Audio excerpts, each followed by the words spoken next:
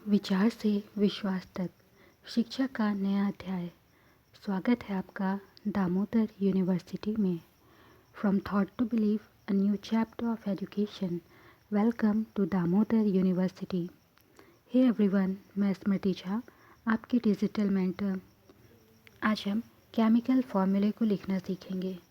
अब तक हमने एटम के कॉम्बिनेशन से बनने वाले मॉलिक्यूल को जाना एंड मॉलिक्यूल के कॉम्बिनेशन, दो सिमिलर टाइप के मॉलिक्यूल के कॉम्बिनेशन से बनने वाले एलिमेंट के बारे में जाना। और जब दो मॉलिक्यूल कंबाइन करते हैं लेकिन मॉलिक्यूल के एटम्स डिफरेंट होते हैं, तो उस कॉम्बिनेशन से बनने वाला जो सब्सटेंस था उसे हमने कंपाउंड कहा। एंड फर्दर हमने क्या देखा कि हमारे पास में आयंस बनते हैं। एक होता है कैटायन और दूसरा होता है एनायन। कैटायन और एनायन कैसे बनते हैं?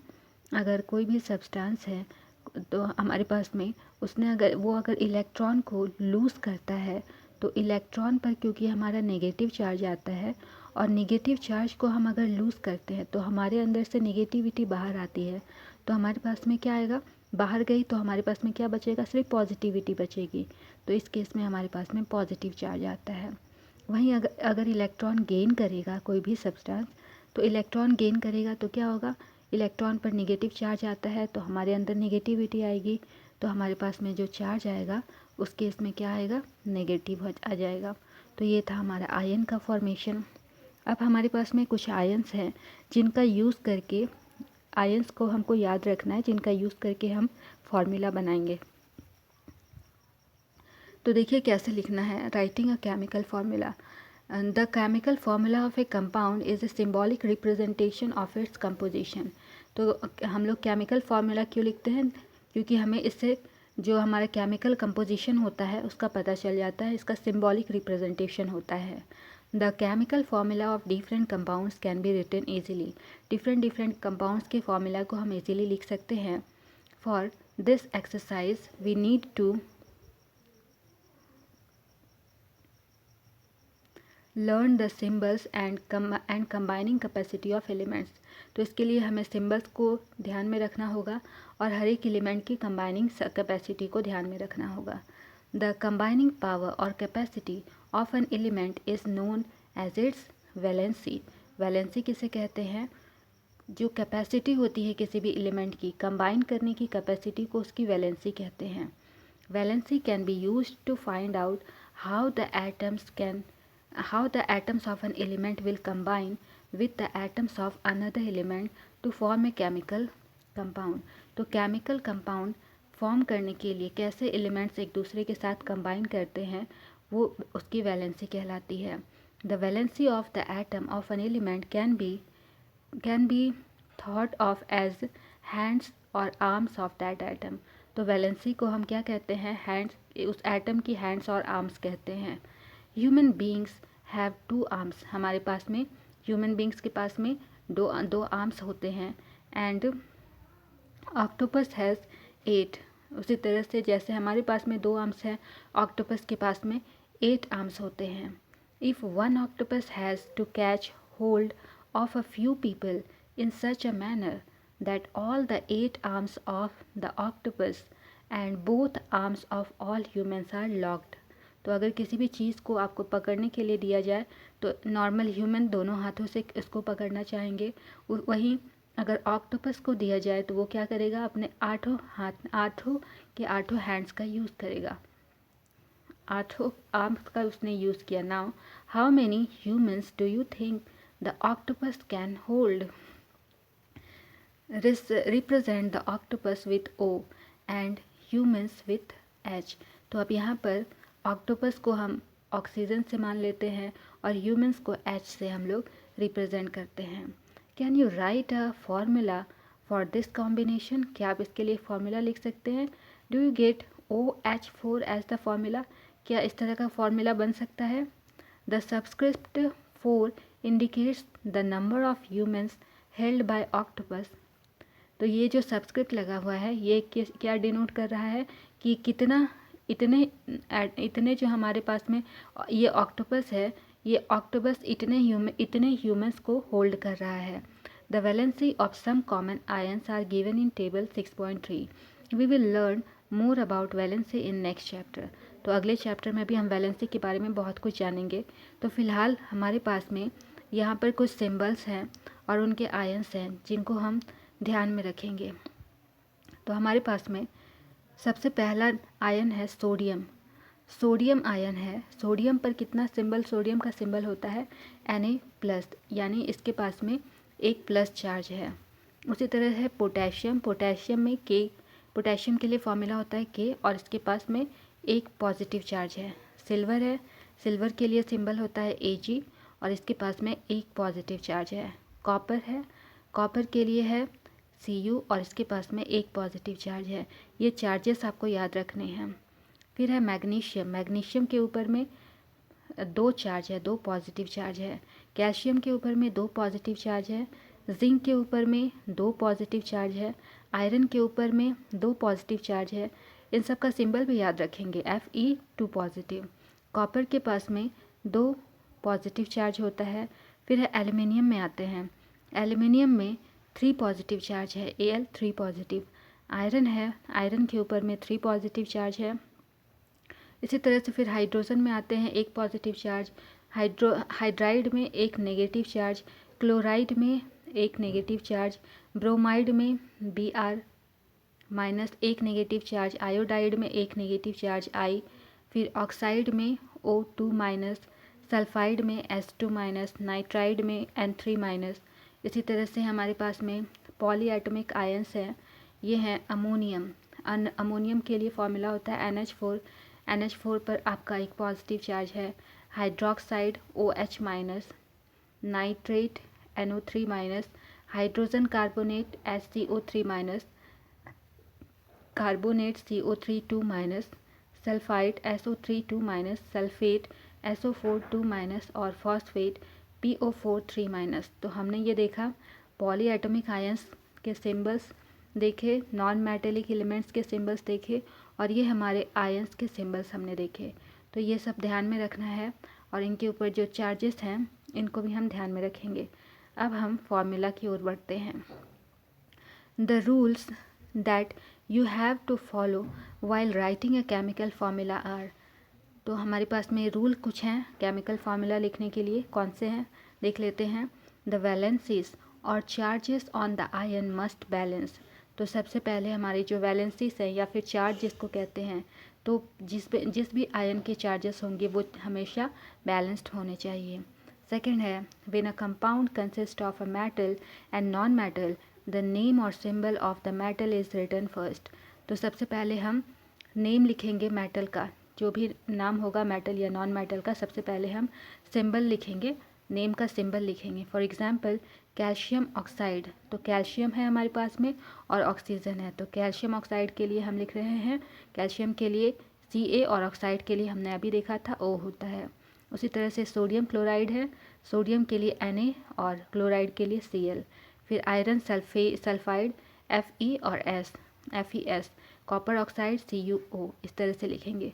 Where oxygen chlorine sulphur are non metals. ये सभी oxygen chlorine sulphur non metal हैं and are written on the right. हमेशा ये राइट में लिखे हुए हैं. Whereas calcium sodium iron and copper are metals. हमारी ये जो है कैल्शियम सोडियम आयरन मेटल्स है और लेफ्ट में लिखे हुए हैं. फिर है नेक्स्ट पॉइंट क्या कहता है.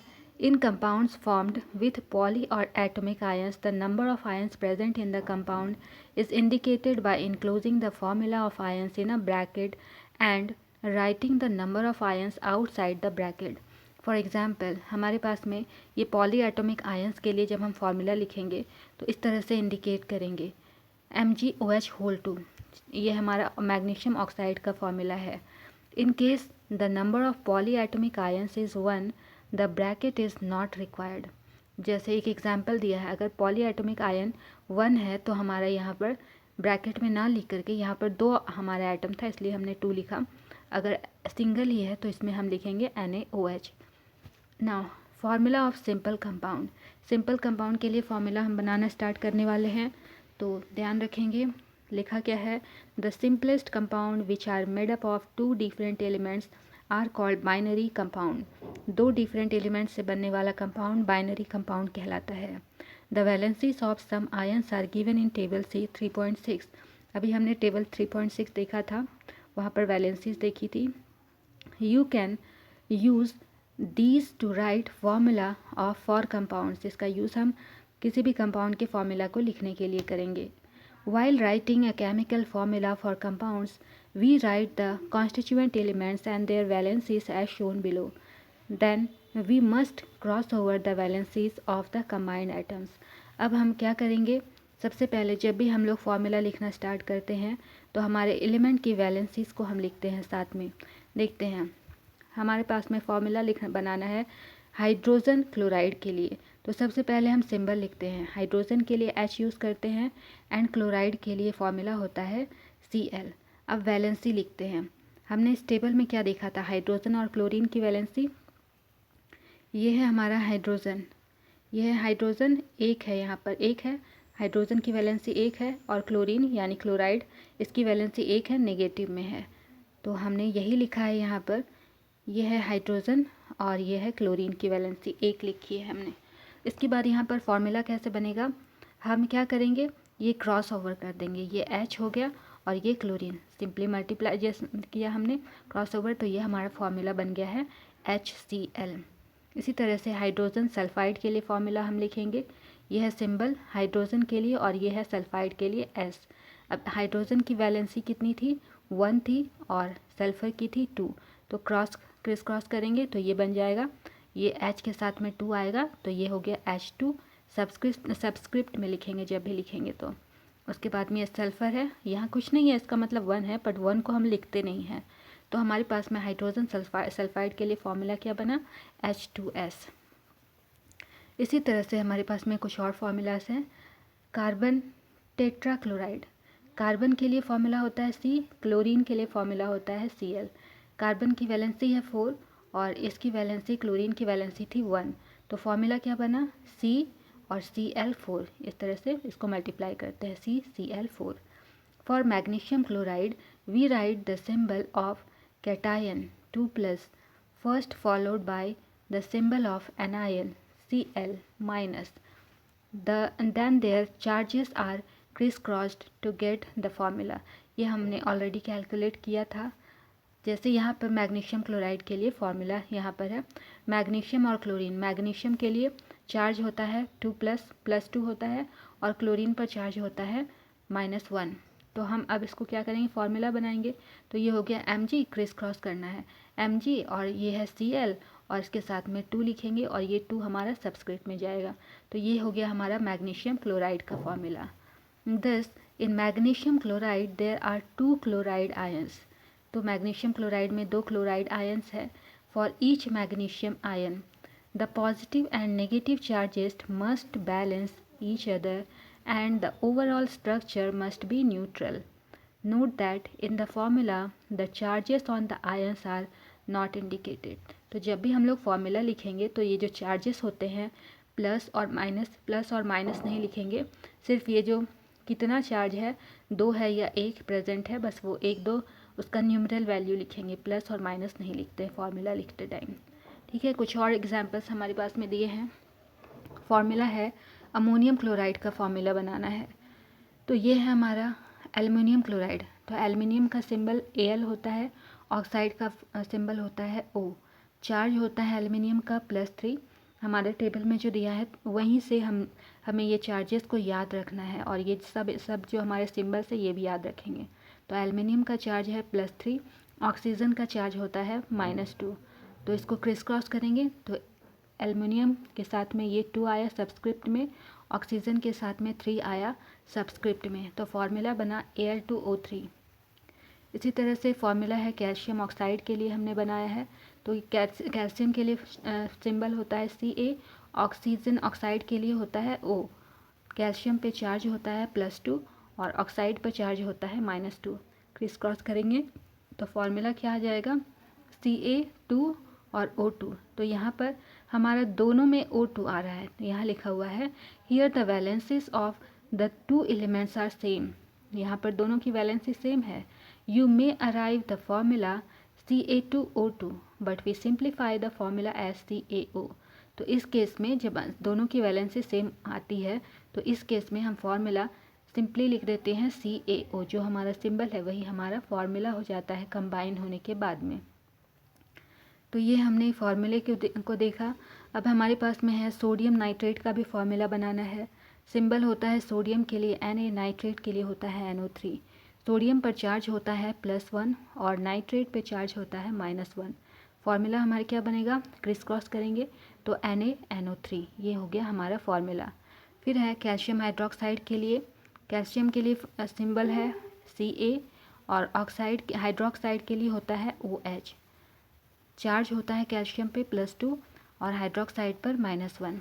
क्रिस क्रॉस करेंगे तो Ca और ये हमारा इसका सब्सक्रिप्ट है 1 तो कुछ लिखना नहीं है। फिर हाइड्रोक्साइड OH है तो ये OH कंबाइन हो गया, OH लिखेंगे इसको ब्रैकेट में करके, उसके बाद में हम सबस्क्रिप्ट में 2 डालते हैं तो ये फार्मूला हो गया CaOH2।